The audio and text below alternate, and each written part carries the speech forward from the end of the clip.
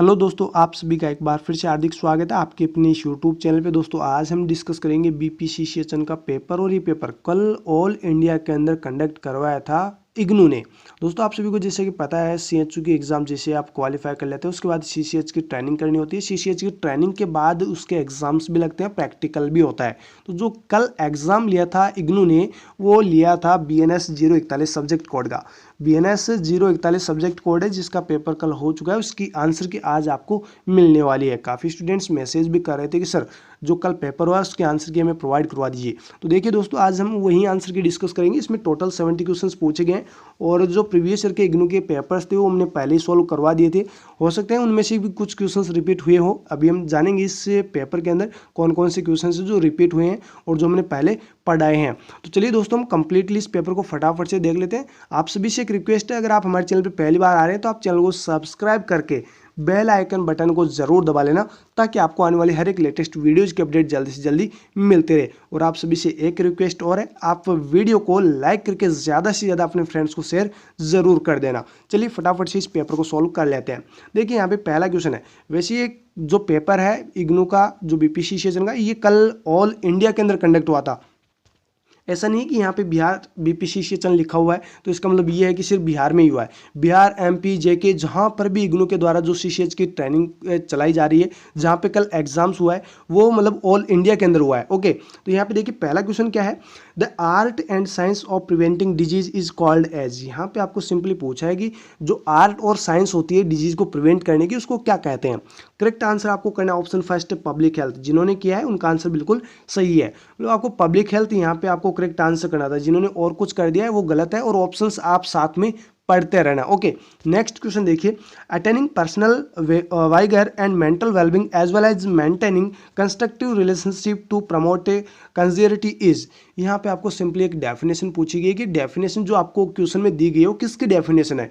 Correct answer आपको करना था ऑप्शन फर्स्ट, पॉजिटिव हेल्थ। जिन्होंने किया है बिल्कुल आंसर सही है। मतलब पॉजिटिव हेल्थ की डेफिनेशन है यहाँ पे, जो भी पर्सन है वो मतलब मेंटली वेलबिंग है, बिल्कुल पूरी तरह से वो हेल्दी है, वो अपने जो भी रिलेशनशिप वगैरह वो अच्छे से मेंटेन कर रहा है, और पर्सनल हाइजीन वगैरह जो भी कुछ है वो अच्छे से मेंटेन कर रहा है, तो वो पर्सन क्या है, मेंटली हेल्दी है। मतलब पॉजिटिव हेल्दी है, मतलब पूरी तरह से वो बिल्कुल स्वस्थ है। ओके, यहाँ पे आपको पॉजिटिव हेल्थ करेक्ट आंसर करना था। नेक्स्ट क्वेश्चन देखिए। One of the following has indirect impact on health. आपको यहाँ पे बताना है एक वो फैक्टर जो इनडायरेक्टली हेल्थ को इंपैक्ट करता है, इनडायरेक्टली हेल्थ को इंपैक्ट करता है। करेक्ट आंसर आपको करना है यहाँ पर ऑप्शन सेकंड, लिटरेसी। लिटरेसी को छोड़कर बाकी सभी क्या है, डायरेक्ट इंपैक्ट करते हैं हेल्थ को, लेकिन लिटरेसी क्या करती है, इनडायरेक्ट। मतलब ये जो रेस है, जेंडर है, एज है, ये तो डायरेक्टली इफेक्ट करेंगे हेल्थ को, लेकिन लिटरेसी, जैसे मान लीजिए कोई अनएजुकेटेड है, उसको पता नहीं पर्सनल हाइजीन मेंटेन करनी है कि नहीं करनी है, कैसे खाना खाना है, खाना खाने के बाद हैंड वॉश करने है कि नहीं करने, तो मतलब वो इम्पेक्ट तो हो रही है हेल्थ, लेकिन वो कैसे हो रही है, इनडायरेक्टली हो रही है। लेकिन रेस, जेंडर, एज वगैरह ये तो डायरेक्टली इम्पेक्ट करेंगे। ओके, नेक्स्ट क्वेश्चन देखिए।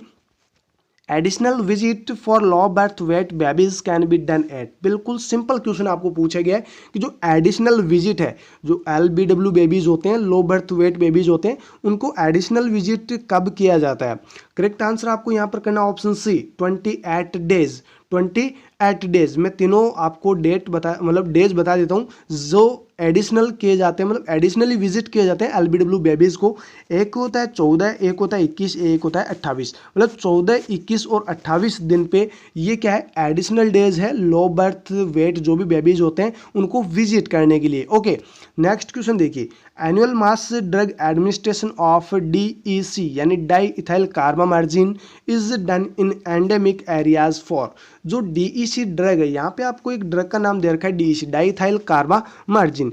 ये जो ड्रग है वो कहाँ पर एडमिनिस्टर करेंगे, या फिर कौन सी डिजीज कंडीशन किसी एक पर्टिकुलर एरिया में फैल जाए तो ये ड्रग वगैरह जो है वो यूज़ करेंगे। करेक्ट आंसर आपको करना है option fourth, filaria. Correct answer क्या करना है आपको यहाँ पे, लेप्रोसी, यहाँ पे फाइलेरिया आपको करेक्ट आंसर करना है।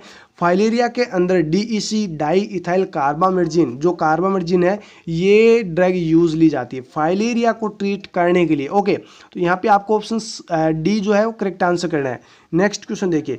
Polluter pays principle for prevention of pollution means, मतलब जो पॉल्यूटर पेज प्रिंसिपल है उसमें जो पॉल्यूशंस है उसको प्रिवेंट करने के मतलब पॉल्यूशन को प्रिवेंट करने का मतलब क्या है, मीन्स आपको पूछा है। करेक्ट आंसर आपको यहाँ पे करना था option first, polluter will pay the cost of damage. जो भी पॉल्यूटर होता है उस पर आप अगर कोई भी मतलब पाबंद वगैरह लगा देते हैं कि यहाँ पे अगर आप कूड़ा डालते हैं तो यहाँ पे मतलब 500 रुपये आपके लगेंगे, अगर आप यहाँ पे अनावश्यक कुछ भी आप पॉल्यूटेंट्स यहाँ पे फेंकते हैं तो उसकी वजह से आपको यहाँ पे इतना फाइन भरना पड़ेगा। तो उसकी वजह से ये पॉल्यूटर्स पे और प्रिंसिपल है जिससे हम जो पॉल्यूशन है उसको प्रिवेंट कर सकते हैं। तो यहाँ पर आपको ऑप्शन फर्स्ट करेक्ट आंसर करना है, polluter will pay the cost of damage. कुछ भी डैमेज वगैरह होता है तो उसका कॉस्ट जो है पॉल्यूटर को भरना पड़ेगा।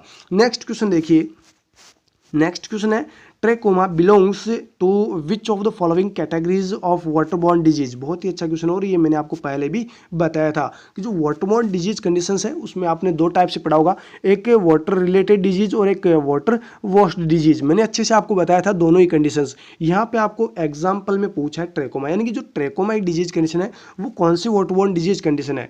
करेक्ट आंसर आपको करना था ऑप्शन सी। जिन्होंने किया है उनका आंसर बिल्कुल सही है, trachoma water washed disease condition है। ओके, नेक्स्ट क्वेश्चन देखिए, syndrome identification is done by all accept, यानी जो सिंड्रोम है उसको सभी प्रकार से आप आइडेंटिफाई कर सकते हैं एक कंडीशन को छोड़कर। करेक्ट आंसर आपको यहाँ पे करना था option second, describing health programmes. Health programmes को डिस्क्राइब करके आप सिंड्रोम्स को आइडेंटिफाई नहीं कर सकते हैं। डिस्ट्रीब्यूशन से आप डिस्क्राइब कर सकते हैं। एसोसिएशन, यानी कोई कंडीशन है जिसकी वजह से एसोसिएट हुई है, मतलब सिंड्रोम्स हो सकते हैं तो उसकी वजह से आप उससे भी मतलब आइडेंटिफाई सिंड्रोम को कर सकते हैं। डिस्क्राइबिंग एपिडेमियोलॉजिक मेथड, एपिडेमियोलॉजिक मेथड से भी आप डिस्क्राइब कर सकते हैं, लेकिन हेल्थ प्रोग्राम से आप डिस्क्राइब नहीं कर सकते। आप इस सिंड्रोम को आइडेंटिफाई कर सकते हैं एसोसिएशन से, डिस्ट्रीब्यूशन से और एपिडेमियोलॉजिक मेथड से। ओके, बाकी अगर आपके पास कोई रेशनल वगैरह हो, ऐसा हो सकता है कि यहाँ पे हमने जो आंसर बताए हो क्या पता कुछ मिस्टेक हो, वैसे होगी नहीं, लेकिन अगर आपके पास रेशनल हो, आपकी बुक्स में अगर कुछ अलग से दे रखा हो तो आप बिल्कुल बता सकते हैं। बाकी यहाँ पे आपको जो करेक्ट आंसर करना हो क्या करना है, ऑप्शन सेकंड। नेक्स्ट क्वेश्चन देखिएगा, and arthropods such as mosquitoes or fly which may carry or cause disease transmission is also termed as। यहाँ पे आपको पूछा गया है कि जो मॉस्किटोज होते हैं, यानी कि जो आर्थ्रोपोड्स है जैसे मॉस्किटोज, फ्लाई, ये जो डिजीज कंडीशंस को ट्रांसमिट करते हैं तो कौन सी डिजीज कंडीशन होती है। आपको यहाँ पे करेक्ट आंसर करना था option B, option second sorry, vector borne. ये जो डिजीज कंडीशन है वो कौन सी होती है, वेक्टर बॉर्न डिजीज कंडीशन होती है, मॉस्किटोज एंड फ्लाइज के द्वारा ट्रांसमिट होती रहती है। नेक्स्ट क्वेश्चन देखिएगा, diabetes and coronary heart disease are example of one of the following. ये इग्नू के एग्जाम में पहले भी क्वेश्चन पूछा जा चुका है। मैंने आपको ये भी कहा था कि बहुत ही ज़्यादा इंपॉर्टेंट ये क्वेश्चन है। मैंने आपको वहाँ पे डायबिटीज़ के बारे में बताया था, साथ में stroke and CSD coronary heart disease, साथ में स्ट्रोक के बारे में भी बताया था। आपने अगर देखी थी वो वीडियो तो आपका ये 100% आंसर सही हुआ होगा। वहाँ पे क्वेश्चन में ये पूछा गया था कि आपको बताना है स्लो एपिडेमिक या फिर मॉडर्न एपिडेमिक का एक एग्जाम्पल। यहाँ पर आपको ये पूछा गया है जो डायबिटीज़ और कोरोनरी हार्ट डिजीज है वो किसका एग्जाम्पल है। तो वही बात है, क्वेश्चन को वैसे पूछ लो चाहे ऐसे पूछ लो, है ना। तो यहाँ पर जो आपको करेक्ट आंसर करना था वो क्या करना था, ऑप्शन फोर्थ, स्लो एपिडेमिक। आपको क्वेश्चन में स्लो एपिडेमिक भी मिल सकता है और मॉडर्न एपिडेमिक भी मिल सकता है। साथ में ध्यान रखना डायबिटीज CSD यानी कोरोनरी हार्ट डिजीज के अलावा आपको स्ट्रोक की कंडीशन भी मिल सकती है। तो ये जो तीनों कंडीशंस मैंने आपको बताई है स्लो एपिडेमिक या फिर मॉडर्न एपिडेमिक्स के एग्जाम्पल है। ओके, करेक्ट आंसर आपको ऑप्शन फोर्थ करना है। नेक्स्ट क्वेश्चन देखिए, identification of other eligible objects with the help of first eligible subject is known as. ये क्वेश्चन भी पहले एग्जाम में BPC सेशन में पूछा जा चुका है। देखिए, जो फर्स्ट एलिजिबल है, जो फर्स्ट एलिजिबल सब्जेक्ट होता है उसको सेलेक्ट करते हैं, उसके बाद जो भी एलिजिबल सब्जेक्ट होते हैं उनको भी मतलब सेलेक्ट करते हैं, लेकिन इसके मतलब कौन सी वो सैम्पलिंग टेक्निक है जिसमें फर्स्ट एलिजिबल सब्जेक्ट को चूज करते हैं। करेक्ट आंसर आपको यहाँ पे करना है option fourth, snowball sampling. Snowball sampling आपको यहाँ पे करेक्ट आंसर करना है। नेक्स्ट क्वेश्चन देखिएगा, सैम्पलिंग टेक्निक से है। Sampling technique involving selection of predefined number of subjects from specified सब group of population is called. आपको पूरे क्वेश्चन को पढ़ने की जरूरत नहीं है, सिर्फ आपने एक लाइन समझ ली छोटी सी तो आप पूरे क्वेश्चन को सॉल्व कर सकते हैं। सब स्पेसिफाइड या फिर सब स्पेसिफाइड सब ग्रुप ऑफ पॉपुलेशन, ये कौन सी सैम्पलिंग टेक्निक के अंदर होता है, ये अगर आपने पढ़ रखा है तो आपको ये लाइन पूरी पढ़ने की जरूरत ही नहीं है, ये लाइन ही आपके लिए काफ़ी है अगर आपने पढ़ रखी है। दोस्तों यहाँ पर आपको करेक्ट आंसर करना था option C, option third quota sampling. जो कोटा सैम्पलिंग टेक्निक होती है उसमें स्पेसिफाइड सब ग्रुप ऑफ पॉपुलेशंस को सेलेक्ट किया जाता है। ओके, करेक्ट आंसर आपको ऑप्शन सी करना है। नेक्स्ट क्वेश्चन देखिए, all are benefit of segregation of biomedical waste except. यहाँ पर क्वेश्चन आपको पूछा एक्सेप्ट से, जो आप बायोमेडिकल सेग्रीगेशन करते हैं उसके सभी क्या है बेनिफिट्स है, एक को छोड़कर। करेक्ट आंसर आपको यहाँ पे करना है option D, option fourth occupational health risk. Occupational health risk को छोड़कर बाकी सभी क्या है बेनिफिट्स है। ओके, नेक्स्ट क्वेश्चन देखिए, expired and discarded medicine should be thrown in one of the following bag.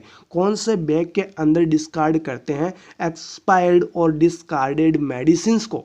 यहाँ पर आपको करेक्ट आंसर करना ऑप्शन सेकंड येलो। बहुत ही इंपॉर्टेंट क्वेश्चन बनता है, यहाँ से बार बार कॉम्पिटिटिव एग्जाम्स में भी ये क्वेश्चन पूछा जाता है। जो येलो बैग होता है उसमें एक्सपायर्ड और डिस्कार्डेड मेडिसिन को क्या करते हैं, मतलब इनको यहाँ पे डिस्पोज करते हैं। नेक्स्ट क्वेश्चन देखिए, all of the following are psychological functions of food except. यहाँ पर भी एक एक्सेप्ट से क्वेश्चन पूछा गया है कि जो फूड के फंक्शंस है, मतलब जो साइकोलॉजिकली जो फूड्स के फंक्शंस होते हैं वो सभी है, एक को छोड़कर। करेक्ट आंसर आपको यहाँ पे करना है ऑप्शन सेकंड, इंक्रीज वेट। जिन्होंने ऑप्शन सेकंड किया है उनका आंसर बिल्कुल सही है। बाकी जिन्होंने ऑप्शन ए सी डी कर दिया है या फिर 1 3 4 कर दिया है उनका आंसर गलत है। यहाँ पे आपको ऑप्शन करना है सेकंड। बाकी सभी जो ऑप्शंस दिए गए हैं, provide satisfaction, provide comfort, used as a reward, ये सभी साइकोलॉजिकल फंक्शन होते हैं किसके, फूड के। जो नहीं है वो कौन सा नहीं है, इंक्रीज ऑफ वेट। ये आपको यहाँ पे करेक्ट आंसर करना है। नेक्स्ट क्वेश्चन देखिए, one among the following is best food protein. आपको यहाँ पे पूछा गया है प्रोटीन का बेस्ट फूड कौन सा है। यहाँ पे जो ऑप्शंस दे रखे हैं उनमें से बताना आपको। करेक्ट आंसर आपको करना है ऑप्शन थर्ड एग। जो एग होते हैं उसमें प्रचुर मात्रा में प्रोटीन पाया जाता है, मतलब रिचेस्ट सोर्स आप बोल सकते हैं। अच्छी क्वांटिटी में एग्स के अंदर क्या होता है, प्रोटीन पाया जाता है। नेक्स्ट क्वेश्चन देखिए, the source of carbohydrate which act as dietary fibre. कौन सा वो कार्बोहाइड्रेट का सोर्स है जो डाइट्री फाइबर की तरह वर्क करता है, फिर डाइट्री फाइबर की तरह काम करता है। करेक्ट आंसर आपको यहाँ पे करना है ऑप्शन फोर्थ सेल्यूलोज। सेल्यूलोज आपका यहाँ पे करेक्ट आंसर होगा। जिन्होंने किया है बिल्कुल आंसर सही है। नेक्स्ट क्वेश्चन देखिएगा, animal foods are poor source of one of the following nutrient. आपको यहाँ पे पूछा गया है कि जो एनिमल फूड्स होते हैं वो पुअर सोर्स होते हैं कौन से न्यूट्रिएंट के।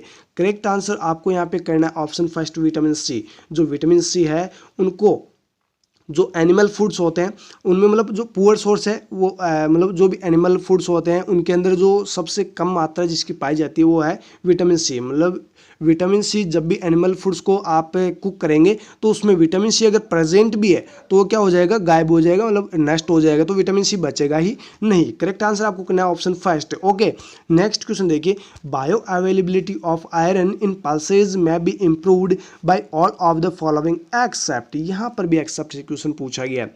बायो अवेलेबिलिटी ऑफ आयरन, जो आयरन है उसकी पल्सेज के अंदर जो बायो अवेलेबिलिटी है वो इम्प्रूव करती है सभी कंडीशंस एक को छोड़कर।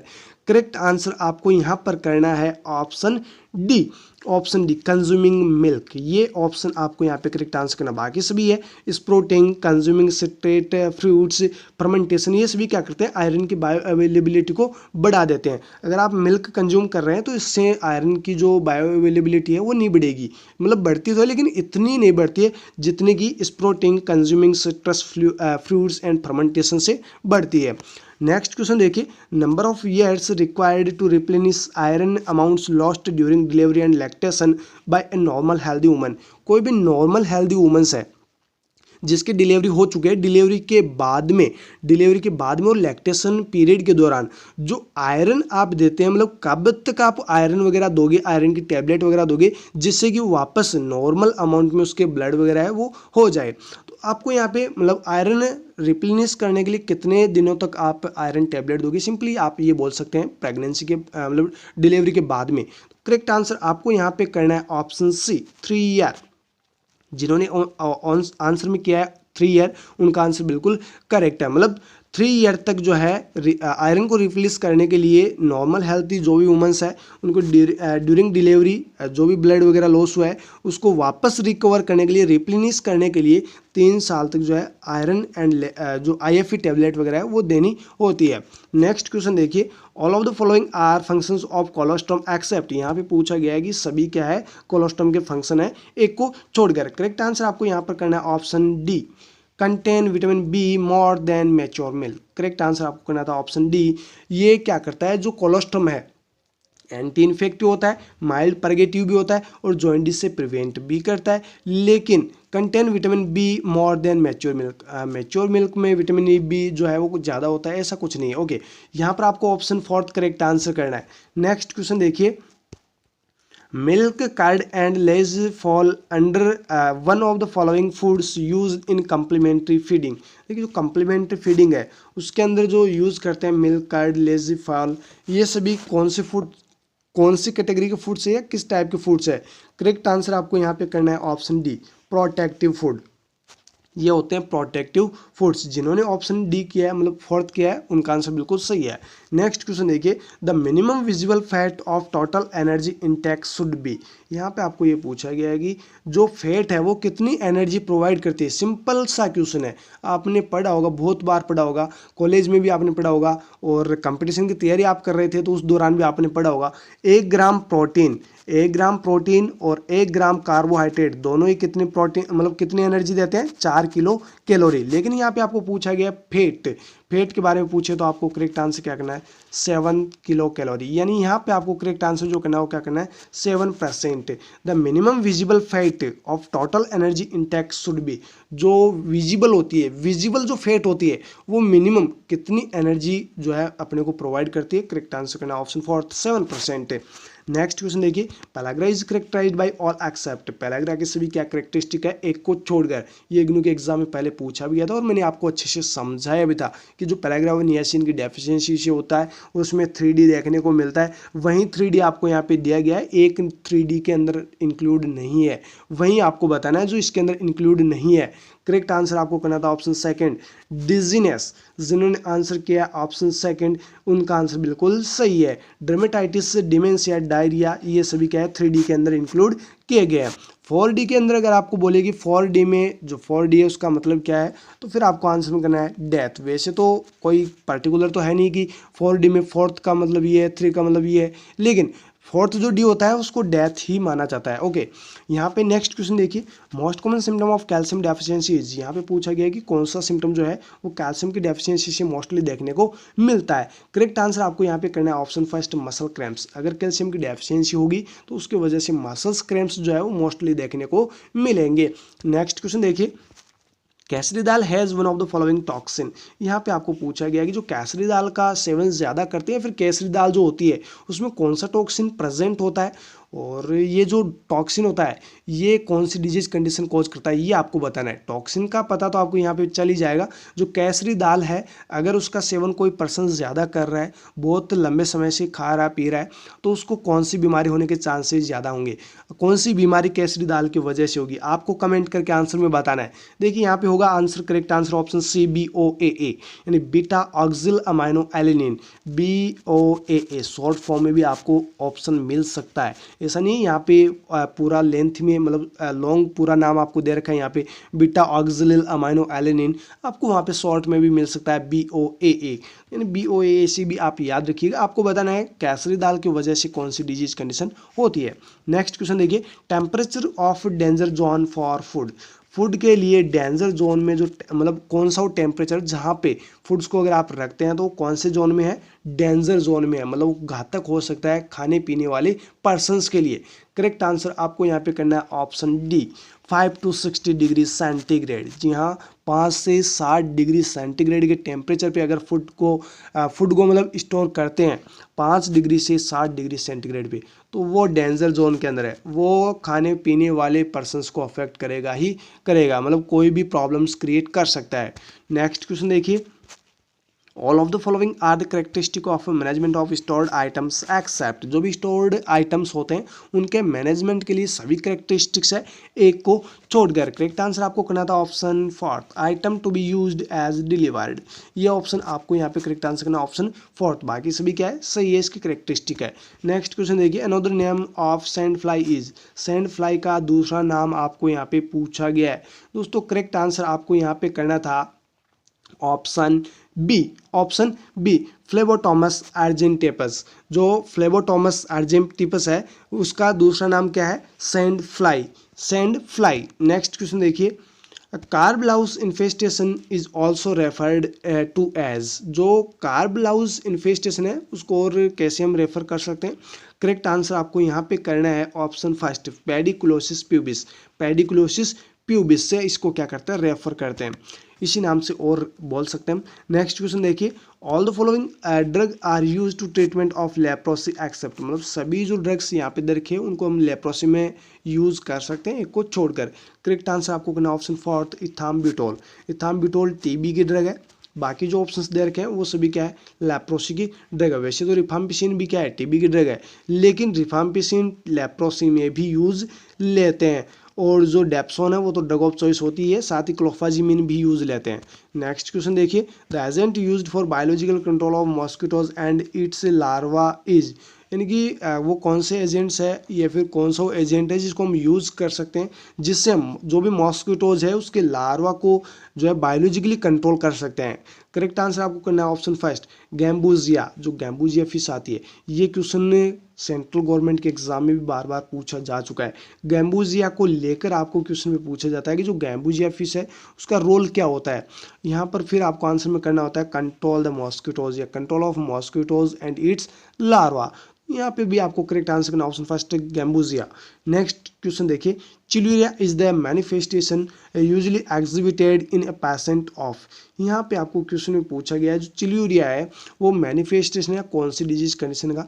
करेक्ट आंसर आपको करना है ऑप्शन फर्स्ट, सेकंड, हाइड्रोसिल जो है उसकी वजह से चिल्यूरिया पेशेंट्स के अंदर देखने को मिल सकता है। नेक्स्ट क्वेश्चन देखिए, all the following are important while administering BCG except. यानी सभी जो रोल यहाँ पे दे रखे हैं या फिर जो भी यहाँ पे स्टेटमेंट दे रखे हैं वो BCG वैक्सीन के एडमिनिस्ट्रेशन के रिगार्डिंग सही है, एक को छोड़कर। करेक्ट आंसर आपको करना option fourth, vaccine site to be prepared with spirit. ये ऑप्शन गलत है। 1 डोज इज गिवन, सिर्फ एक ही डोज BCG की लगती है, और जो पहली डोज लगती है वो after 1 month dose of 0.1 ml to be given. मतलब 1 महीने तक आपने डोज वगैरह नहीं लगवाई तो 1 महीने बाद में 0.1 ml डोज लगवानी पड़ेगी। अगर 8 बर्थ पे लगवाते हैं तो 0.05 ml जो है BCG की डोज लगवाई जाती है। यहाँ पे देखिए जो ऑप्शन है फर्स्ट वो वही है, newborn can be given dose of 0.05 ml। तो ये तीन ऑप्शन सही है, एक जो ऑप्शन नहीं है सही वो कौन सा नहीं है, option D, option fourth. Next question देखिए, most outbreak of paralytic poliomyelitis are due to. बहुत ही अच्छा क्वेश्चन है और ये मैंने आपको पहले भी बताया था मॉडल टेस्ट पेपर्स के अंदर। जो पैरालाइटिक पोलियोमाइलाइटिस है वो मोस्टली कौन से वायरस की वजह से स्प्रेड आउट होता है। करेक्ट आंसर आपको यहाँ पे करना था option first, type first virus से। नेक्स्ट क्वेश्चन देखिए, rabies virus predominantly affect the following body system. ये मैंने आपको बहुत अच्छे से बताया था। जो रेबीज वायरस होता है वो नर्वस सिस्टम को अफेक्ट करता है, ये मैंने आपको अच्छे से 3-4 बार बताया था। तो यहाँ पे यही तो पूछा गया कि जो रेबीज वायरस है वो बॉडी सिस्टम के कौन से सिस्टम को अफेक्ट करेगा। करेक्ट आंसर आपको करना option first, nervous system. Next question देखिए, ट्रिकोमोनास इन्फेक्शन इज कॉज बाय। जो ट्रिकोमोनास इन्फेक्शन है वो कैसे कॉज होता है, किन की वजह से कॉज होता है। करेक्ट आंसर आपको यहाँ पे करना option C, option fourth, protozoa. ये क्या है, प्रोटोजोआ है। नेक्स्ट क्वेश्चन देखिए, all of the following are behavioural risk factors causing non communicable disease except. यानी कि वो कौन कौन से बिहेवियरल रिस्क फैक्टर्स है जो नॉन कम्युनिकेबल डिजीज वगैरह कॉज करते हैं, एक को छोड़कर। करेक्ट आंसर आपको यहाँ पे करना ऑप्शन सेकंड, ओबेसिटी। ओबेसिटी जो है वो क्या है, ये बिहेवियर रिस्क फैक्टर नहीं है। मतलब यहाँ पे जो और बाकी दे रखे हैं ये बिहेवियरली रिस्क फैक्टर है जो नॉन कम्युनिकेबल डिजीज वगैरह कोज करेंगे। अगर टॉबैको कोई ज़्यादा यूज़ करता है, ओरल कैंसर हो सकता है, अनहेल्दी डाइट वगैरह ले रहा है, डायरिया कोलेरा ऐसी कंडीशंस हो सकती है। फिजिकल इनएक्टिव है तो उसमें जो है जैसे पैरालिसिस वगैरह डिजीज कंडीशंस है, ओबेसिटी वगैरह है, अगर लंबे समय तक बैठे रहते हैं तो ओबेसिटी वगैरह ज़्यादा होती है। और बिल्कुल भी एक्टिविटी वगैरह नहीं कर रहा है तो बहुत ज़्यादा चांसेस होते हैं कि पैरालिसिस भी हो सकता है। तो यहाँ पे मतलब ये डिजीज कंडीशंस वगैरह करते हैं, ये बिहेवियरल रिस्क फैक्टर्स है जो नॉन कम्युनिकेबल डिजीज कोज करते हैं। ओबेसिटी जो है वो नहीं है। ओके, नेक्स्ट क्वेश्चन देखिए। As per rule of halves the hypertension rule third despite one of the following is. यहाँ पे ये क्वेश्चन भी मैंने आपको पहले बताया था, बहुत ही अच्छा क्वेश्चन है। यहाँ पे अलग अलग जो क्वेश्चंस बनते हैं वो क्या बनते हैं, यहाँ पे जो रूल ऑफ हेल्वेज है हाइपरटेंशन में यूज लेते हैं, इसमें 3 रूल बताएंगे अलग अलग। फर्स्ट रूल में हाइपरटेंशन तो होता है लेकिन उसका पता नहीं चलता है। सेकेंड रूल में हाइपरटेंशन हो रखा है, ट्रीटमेंट ले रहा है लेकिन वो कंट्रोल नहीं हो रहा है।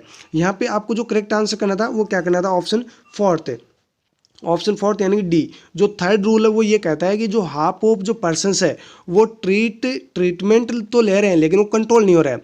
वो ट्रीटमेंट तो ले रहे हैं लेकिन कंट्रोल नहीं हो रहा है। Half of people half of those treat are not controlled. यहाँ पे आपको करेक्ट आंसर करना है ऑप्शन फोर्थ है। बाकी जो फर्स्ट है उसमें मतलब जो हाफ ऑफ पीपल्स है उनको हाई ब्लड प्रेशर तो है लेकिन वो अननोन है, मतलब उसका पता नहीं है। कहने का मतलब ये है कि हाइपरटेंशन तो लोगों को है लेकिन उसको पता नहीं है कि अपने को हाइपरटेंशन हो रखी है।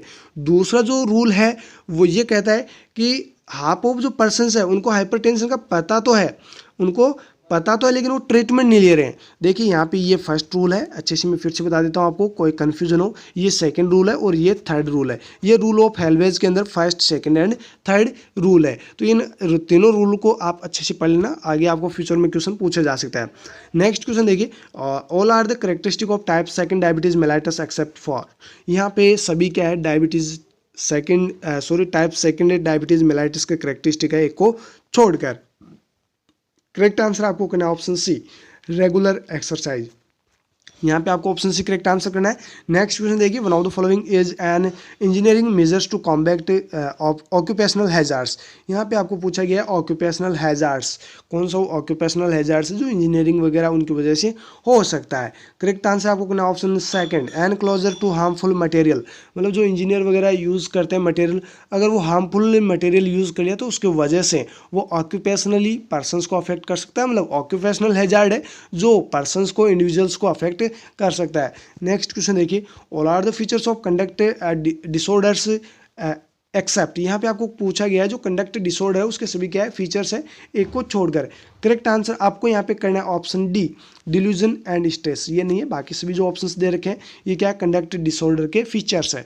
नेक्स्ट क्वेश्चन देखिए, को occurring disorders describe people who suffer from. को अकरिंग डिसऑर्डर जो है वो किसको डिस्क्राइब करता है, अगर पीपल सफ़र हो, किस कंडीशन से सफ़र हो तो उसको आप बोलेंगे कि ये पर्सन जो है वो को अकरिंग डिसऑर्डर के अंदर, ये फिर को अकरिंग डिसऑर्डर इस पर्सन को हो गया है। करेक्ट आंसर आपको यहाँ पे करना option first, substance use and mental disorder at same time. जैसे मतलब पर्सन सब्सटेंस का यूज़ कर रहा है, जैसे अफीम, गांजा, ऐसा कुछ भी मतलब पर्सन खा रहा है, पी रहा है, तो वो जो पर्सन है वो जो सब्सटेंस यूज़ कर रहा है उसकी वजह से जो मेंटल डिसऑर्डर वगैरह उसको उस सेम टाइम में जो अपीयर हो रहे हैं वो होते हैं को occurring disorders. Okay, next question देखिए, all are the following include gastrointestinal changes due to ageing except. कौन मतलब सभी यहाँ पे जो आपको दिखाए गए ऑप्शंस में वो क्या है, गैस्ट्रोइंटेस्टाइनल चेंजेस है जो एजिंग के साथ साथ में चेंज होते रहते हैं, एक को छोड़कर। करेक्ट आंसर आपको यहाँ पे करना option second, salivary secretion rise. जो सलाइवरी सिक्रेशन राइज है इसको छोड़कर बाकी सभी जो यहाँ पे दे रखे हैं, टीथ आर लॉस्ट। जब बुढ़ापा आता है तो दांत वगैरह वो गिरने लग जाते हैं, आप सभी ने देखा भी होगा अपने ग्रैंड फादर्स, ग्रैंड मदर्स को अच्छे से। Teeth are lost, gastric empty delayed, और उनको कॉन्स्टिपेशन जैसी प्रॉब्लम्स भी रहती है। साथ ही इंक्रीज चांस ऑफ एस्पायरेशन, और उन पर्सन्स को एस्पायरेट होने की प्रॉब्लम बहुत ज़्यादा होती है। तो ये कंडीशंस होगी एज के साथ में, लेकिन सलाइवरी सिक्रेशंस नहीं बढ़ेंगे, ये नहीं है। ओके, एक्सेप्ट से यहाँ पे क्वेश्चन पूछा है। नेक्स्ट क्वेश्चन देखिए, one of the following is essential to avoid polymedication in elderly. कौन सी वो एसेंशियल पॉलीमेडिकेशन है जिनको अवॉइड करना होता है एल्डरली पर्सन्स के अंदर। करेक्ट आंसर आपको यहाँ पे करना ऑप्शन सेकंड, सेल्फ मेडिकेशन। जो भी एल्डरली पर्सन्स होते हैं, जो बूढ़े लोग होते हैं, उनको खुद को दवाई लेने के लिए ना बोले। कभी भी आप अपने घर पे भी हो तो आप ऐसा ना कहे कि अपने दादाजी को, अपनी दादी जी को आप मेडिसिन वगैरह दे रहे हो, आपने बोल दिया ये इस टाइम ले लेना, ये इस टाइम ले लेना, लेकिन उनको पता ही नहीं है, वो भूल जाते हैं कि कौन सी टैबलेट कब लेनी है, कब नहीं लेनी है। इसलिए आप कभी भी जो भी एल्डरली पर्सनस होते हैं उनको टैबलेट मतलब स्वयं को ना लेने दे, आप खुद वहाँ पे खड़े रहे और आप खुद उनको वो ड्रग्स वगैरह एडमिनिस्टर करवाए। ओके, यहाँ पे सेल्फ मेडिकेशन ये नहीं करवानी। ओके, ये अवॉइड करना है। नेक्स्ट क्वेश्चन देखिए, all of the following points are essential for effective communication except. सभी यहाँ पे जो आपको दिए गए पॉइंट्स वो क्या है, इसेंशियल इफेक्टिव कम्युनिकेशन के पॉइंट्स है, एक को छोड़कर। करेक्ट आंसर आपको यहाँ पे करना है ऑप्शन 4 रिक्वायरमेंट ऑफ सेंडर। ये आपका यहाँ पे ऑप्शन गलत है, मतलब इफेक्टिव कम्युनिकेशन के लिए जरूरी नहीं है, बाकी सभी इफेक्टिव कम्युनिकेशन के लिए जरूरी है। नेक्स्ट क्वेश्चन देखिए, as per health belief model self efficacy is. जो हेल्थ बिलीफ मॉडल है उसके अंदर सेल्फ एफिकेसी है। सेल्फ एफिकेसी का मतलब क्या है, ये सिंपली आपको पूछा गया है। करेक्ट आंसर आपको करना है option second, confidence is one ability. One ability पे कॉन्फिडेंस करना, ये क्या है, सेल्फ एफिकेसी का मतलब है। नेक्स्ट क्वेश्चन देखिए, one of the following tool is used for motivation. कौन सा वो टूल है जिसको हम मोटिवेशन के लिए यूज कर सकते हैं। करेक्ट आंसर आपको करना है ऑप्शन सेकंड, इमोशनल अपील। जी हाँ, ये क्वेश्चन मैंने आपको बताया था, इमोशनल अपील आपको यहाँ पे करेक्ट आंसर करना था, और ये क्वेश्चन इग्नू ने पहले भी क्वेश्चन पूछा था और मैंने आपको अच्छे से बताया था। इमोशनल अपील वहाँ पे क्वेश्चन में दे रखा था, मोटिवेशन आपको ऑप्शन में दे रखा था। यहाँ पे आपको मोटिवेशन क्वेश्चन में दे रखा है और इमोशनल अपील आंसर में दे रखा है, तो यहाँ पे थोड़ा सा वेरिएशन तो वो चेंज करता ही रहता है, लेकिन क्वेश्चन में आपको आंसर जो करना था वो क्या करना था, इमोशनल अपील। नेक्स्ट क्वेश्चन देखिए, formative BCG assessment should collect information all except. यहाँ पे देखिए एक्सेप्ट से क्वेश्चन पूछा गया है। जो फॉर्मेटिव बीसीसी है, जो फॉर्मेटिव बीसीसी असेसमेंट है उसके अंदर जो भी इंफॉर्मेशन आप कलेक्ट करते हैं वो सभी प्रकार से कर सकते हैं, एक कंडीशन को छोड़कर, मतलब एक टाइप से आप नहीं कर सकते, बाकी सभी से आप बीसीसी के जो असेसमेंट के लिए जो फॉर्मेटिव डाटाज कलेक्ट करते हैं वो कर सकते हैं। करेक्ट आंसर आपको यहाँ पे करना है option third, insight into pollutant. ये ऑप्शन आपका क्या है, गलत है। रिस्क सिचुएशन से, media habits, pattern of service, ये सभी आपके क्या है, सही है। नेक्स्ट क्वेश्चन देखिए, all of the following are characteristics of weekly work calendar except. यहाँ पे आपको ये पूछा है कि जो वीकली वर्क कैलेंडर उसके सभी करेक्टरिस्टिक है, एक को छोड़कर। यहाँ पर जो आपको करेक्ट आंसर करना है वो क्या करना है, option first, to be prepared for each member. To be prepared for each member, यानी जो भी ईच मेंबर्स होते हैं, प्रत्येक मेंबर्स जो है उसको प्रिपेयर नहीं करते हैं। ओके, बाकी जो है डेज इन वीक इन रोज, जो डेज होते हैं वो वीक में होते हैं, और रोज एंड कॉलम्स के अंदर इनको क्या करते हैं, अटैच करते हैं, मतलब डाटाज को कलेक्ट करते हैं। साथ ही ये सिस्टमेटिक होते हैं, easy to plan and implement होते हैं। यहाँ पे जो आपको ऑप्शन करना है वो क्या करना है, सही, ऑप्शन फर्स्ट। जिन्होंने किया उनका आंसर बिल्कुल सही है। नेक्स्ट क्वेश्चन देखिए, role of ASHA in home visit is all except. यहाँ पे पूछा गया है कि जो आशा है उसके होम विजिट के सभी रोल है, एक को छोड़कर। करेक्ट आंसर आपको यहाँ पर करना है option fourth, treatment of STI. ASHA का ये रोल नहीं है कि वो सेक्सुअली ट्रांसमिटेड इन्फेक्शंस को ट्रीट करे, बाकी सभी उसके रोल होते हैं। नेक्स्ट क्वेश्चन देखिए, village health and nutrition committee यानी VHSNC act as sub committed of. यहाँ पे आपको ये पूछा गया, जो VHSNC है, village health and nutrition committee है, उसकी सब कमिटेड मतलब सब कमिटी कौन सी होती है। करेक्ट आंसर आपको करना ऑप्शन फर्स्ट, ग्राम पंचायत। जो ग्राम पंचायत होती हैं वो होती है इसकी सब कमिटी, किसकी, VHSNC की। नेक्स्ट क्वेश्चन देखिए, all of the following are characteristic of team work in health sector except. यहाँ पर भी एक्सेप्ट से क्वेश्चन पूछा गया है।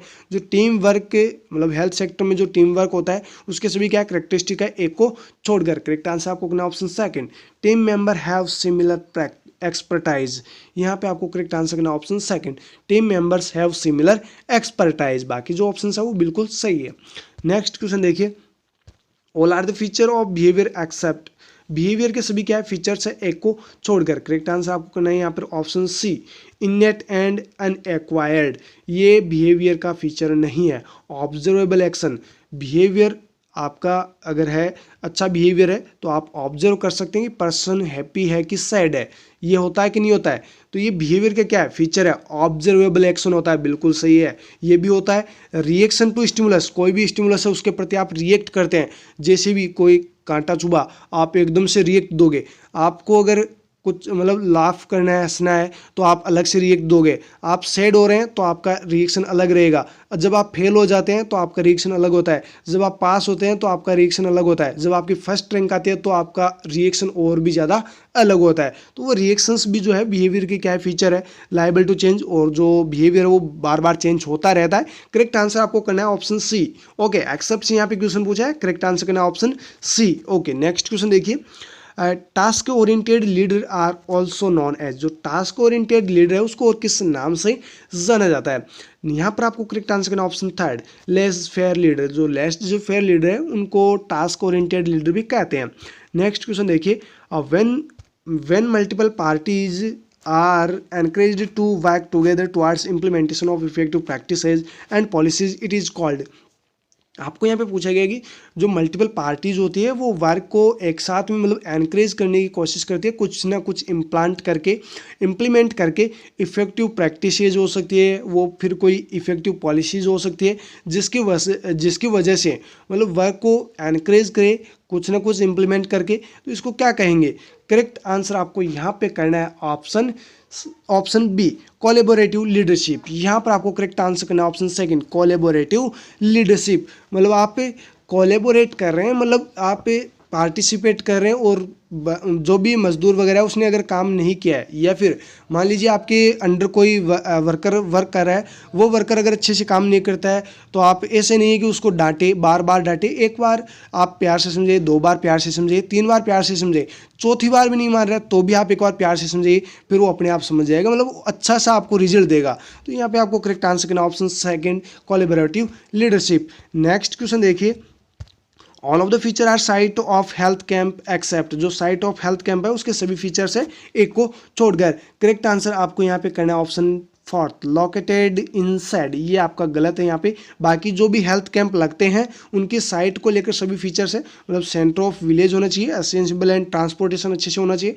Large area away from village होना चाहिए। ओके, नेक्स्ट क्वेश्चन है, supportive supervision include all. Supportive supervision के अंदर सभी को इंक्लूड किया गया है, को छोड़कर। करेक्ट आंसर आपको यहाँ पे करना है option C, routine team meeting. Routine team meeting को छोड़कर बाकी सभी जो है सपोर्टिव सुपरविजन के अंदर इंक्लूड किया गया है। लिटिल फीडबैक भी होना चाहिए, जॉइंट प्रॉब्लम सॉल्विंग भी होनी चाहिए, और एक्सटर्नल सुपरवाइजर इसके अंदर यूज होता है। नेक्स्ट क्वेश्चन देखिएगा, मॉनिटरिंग इन्वॉल्व्स ऑल एक्सेप्ट। जो मॉनिटरिंग है उसके अंदर सभी को इन्वॉल्व किया गया, एक को छोड़कर। करेक्ट आंसर आपको करना है यहाँ पे option second, less and no interaction. बाकी जो ऑप्शंस है वो सभी क्या है, मॉनिटरिंग के अंदर इंक्लूड किए गए हैं। नेक्स्ट क्वेश्चन देखिएगा, first level completion of data is done by. जो फर्स्ट लेवल कंप्लीशन डाटाज होते हैं वो कौन करता है कलेक्ट, वो करता है ऑप्शन फर्स्ट। आपको यहाँ पे करेक्ट आंसर करना है ब्लॉक डाटा मैनेजर। जो ब्लॉक डाटा मैनेजर होता है वो फर्स्ट लेवल कंप्लीशन होता है। ओके, नेक्स्ट यहाँ पे क्वेश्चन देखिएगा 61, reporting from NRHM GOIIA first A is annually considerate on. यहाँ पे आपको एक रिपोर्टिंग का फॉर्मेट दे रखा है, NRHM GOI फर्स्ट ए। ये एनुअली जाती है, मतलब सालाना जाती है। तो ये कब कंडक्ट करवाई जाती है, फिर कब इस रिपोर्ट को भेजना होता है। करेक्ट आंसर आपको करना है यहाँ पर option first, 30 April. Okay, next question देखिए, all are the feature of HIMS portal except. यहाँ पे सभी HMIS के क्या है, HMIS पोर्टल के सभी फीचर है एक को छोड़कर। करेक्ट आंसर करना option C, software is accessible to all. ये जो सॉफ्टवेयर होता है वो सभी के लिए नहीं होता है। ये जो HMIS जो पोर्टल है वो सिर्फ और सिर्फ हेल्थ डिपार्टमेंट के लिए, सभी के लिए नहीं है। सिंगल विंडो होता है, नेटवर्क बेस्ड होता है, रिपोर्टिंग इज डन रेगुलरली होती है, ये सभी फीचर है। नेक्स्ट क्वेश्चन देखिए, all are the characteristic of budget except. Budget के सभी क्या करेक्टरिस्टिक है एक को छोड़कर। करेक्ट आंसर करना है यहाँ पर option third, qualitative from is expressed. बाकी सभी क्या है आपके यहाँ पे बजट के करेक्टरिस्टिक है, जो नहीं है वो कौन सा नहीं है, ऑप्शन सी। नेक्स्ट क्वेश्चन देखिए, one of the following is not a part of audit process. Audit process का कौन सा एक पार्ट नहीं है। करेक्ट आंसर आपको यहाँ पे करना option fourth, record will be posted. Auditing identified, checking record, suggestive will communicated, ये सभी है। जो ऑप्शन फोर्थ तो वो क्या नहीं है, ऑडिट प्रोसेस का पार्ट नहीं है। नेक्स्ट क्वेश्चन देखिए, all the following are general information of record except. जो जनरल इन्फॉर्मेशन रिकॉर्ड्स की वो सभी है एक को छोड़कर। करेक्ट आंसर आपको जो करना है यहाँ पर ऑप्शन फोर्थ करना है, इन्फेंट हेल्थ कार्ड को छोड़कर। Village record, family record, map of community, सभी क्या है जनरल इन्फॉर्मेशन होती है रिकॉर्ड की। नेक्स्ट क्वेश्चन देखिए, all of the following are criteria for good report except, सभी जो क्राइटेरियाज है वो गुड रिपोर्ट के फीचर्स है, मतलब गुड रिपोर्ट के क्राइटेरियाज है, एक को छोड़कर। करेक्ट आंसर आपको यहाँ पे करना option C, maintain few concern. बाकी सभी क्या है, जो गुड रिपोर्ट है उसके क्राइटेरियाज है। नेक्स्ट क्वेश्चन देखिए, all are general measures to avoid constipation in elderly except, मतलब जो जनरल मेजर्स है जिससे हम जो कॉन्स्टिपेशन है उसको अवॉइड कर सकते हैं एल्डरली पर्सनस के अंदर, एक कंडीशन को छोड़कर। करेक्ट आंसर आपको करना option first, prolong use of laxative. अगर प्रोलॉन्ग यूज ऑफ लैक्सेटिव को छोड़कर बाकी सभी जो ऑप्शंस दिए गए हैं, हाई फाइबर डाइट देंगे कॉन्स्टिपेशन अवॉइड होगा।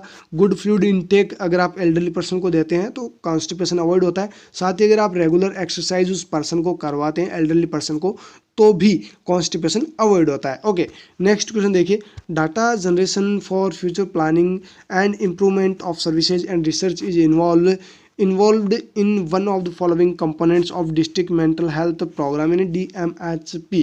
यहाँ पर जो आपको करेक्ट आंसर करना हो क्या करना, ऑप्शन फोर्थ, मॉनिटरिंग।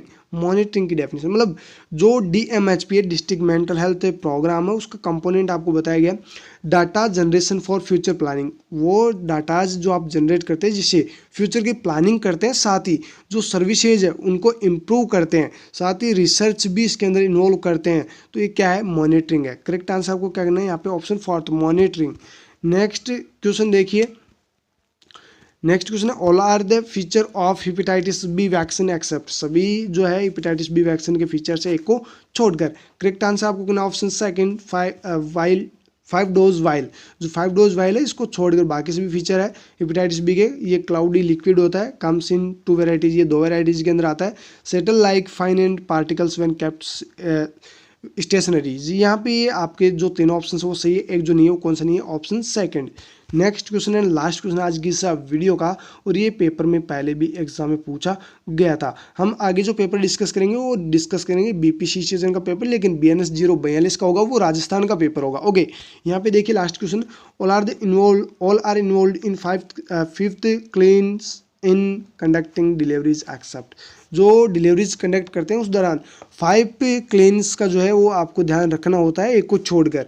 यहाँ पर जो आपको करेक्ट आंसर करना हो क्या करना, option fourth, clean cord with applicant. ये आपको मतलब यहाँ पे जो 5 क्लेम है उनके अंदर इंक्लूड नहीं किया गया है। बाकी clean cord, tie, clean surface, clean hands, ये सभी क्या है 5 क्लेम्स के अंतर्गत आते हैं, जिससे बेबीज़ की डिलीवरी इजीली करवाते हैं और बेबी को इन्फेक्शन से भी बचाते हैं। ओके, तो दोस्तों ये थे अपने 70 क्वेश्चंस जो कंप्लीट हो चुके हैं। अगर BNS 042 का पेपर हमें मिलता है तो उसके आंसर की भी आपको प्रोवाइड करवा दी जाएगी, लेकिन हम BNS जो 042 है उसके आंसर की अभी पहले डिस्कस करेंगे राजस्थान की, वो भी आपको बहुत जल्द मिल जाएंगी। दोस्तों आप वीडियो को ज़्यादा से ज़्यादा लाइक करके अपने फ्रेंड्स को शेयर जरूर कीजिएगा। फिर मिलेंगे हम नए वीडियो के साथ, तब तक आप हमारे साथ बने रहिएगा। Thank you so very much.